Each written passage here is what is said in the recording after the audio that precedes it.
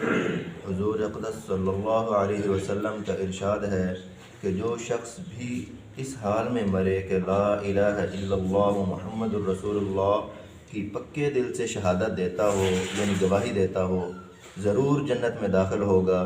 دوسری حدیث میں ہے کہ ضرور اس کی اللہ تعالی مغفرت فرما دیں گے۔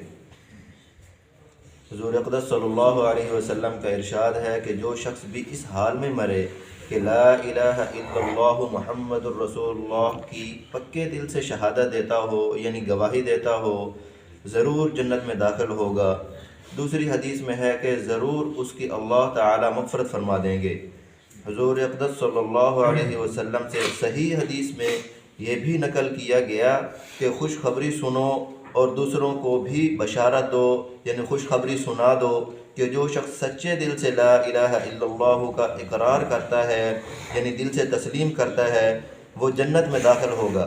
اللہ جل شانہ کے یہاں اخلاص کی قدر ہے، اور اخلاص کے ساتھ تھوڑا سا عمل بھی بہت زیادہ اجر و ثواب رکھتا ہے۔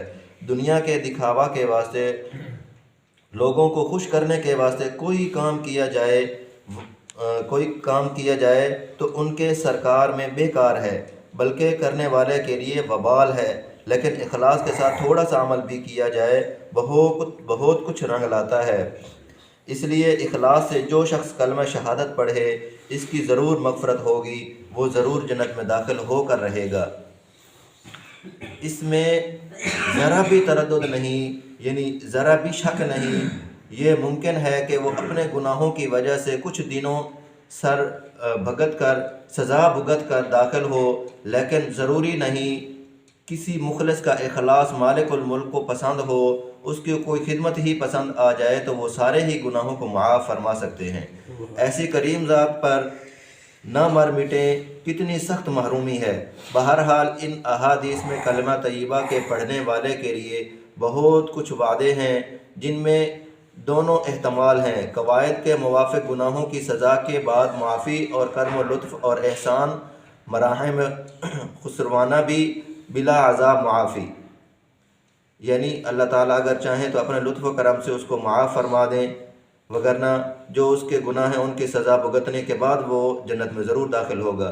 یحییٰ بن اقسم رحمۃ اللہ علیہ ایک محدث ہیں، جب ان کا انتقال ہوا تو ایک شخص ان کو خواب میں دیکھا۔ ان سے پوچھا گیا کہ کیا گزری؟ فرمانے لگے میری پیشی ہوئی، مجھ سے فرمایا او گناہ گار بوڑھے، تو نے فلاں کام کیا، فلاں کیا، میرے گناہ گنوائے گئے اور کہا گیا کہ تو نے ایسے ایسے کام کیے۔ میں نے عرض کیا یا اللہ، مجھے آپ کی طرف سے یہ حدیث نہیں پہنچی۔ فرمایا کیا حدیث پہنچی؟ عرض کیا مجھ سے تو عبد الرزاق رحمۃ اللہ علیہ نے کہا کہ ان سے معمر نے کہا، ان سے زہری نے کہا، ان سے عروہ نے کہا، ان سے عائشہ رضی اللہ تعالیٰ عنہا نے کہا، ان سے حضور اقدس صلی اللہ علیہ وسلم نے ارشاد فرمایا، ان سے جبرائیل علیہ السلام نے عرض کیا، ان سے آپ نے فرمایا کہ جو شخص اسلام میں بوڑھا ہو میں اس کو اس کے اعمال کی وجہ سے عذاب دینے کا ارادہ بھی کروں، لیکن اس کے بڑھاپے سے شرما کر معاف کر دیتا ہوں۔ اور یہ آپ کو معلوم ہے کہ میں بوڑھا ہوں۔ ارشاد ہوا کہ عبد الرزاق نے سچ کہا، اور معمر نے بھی سچ کہا، زہرہ نے بھی سچ کہا، اور عروہ نے بھی سچ نقل کیا، عائشہ نے بھی سچ کہا، نبی کریم صلی اللہ علیہ وسلم نے بھی سچ کہا، اور جبرائیل نے بھی سچ کہا، میں نے بھی سچ بات کہی۔ یحییٰ کہتے ہیں کہ اس کے بعد مجھے جنت میں داخل فرما دیا گیا۔ اس سے صرف یہ ظاہر ہوتا ہے کہ اللہ تعالیٰ اپنی رحمت سے جس کو چاہے معاف فرما سکتے ہیں۔ ضروری نہیں ہے کہ اگر اس کے گناہ بہت زیادہ ہوں اور وہ اس پہ پریشان ہو کہ بس میں گناہ گار ہوں، اللہ تعالیٰ مجھے عذاب ہی دیں گے۔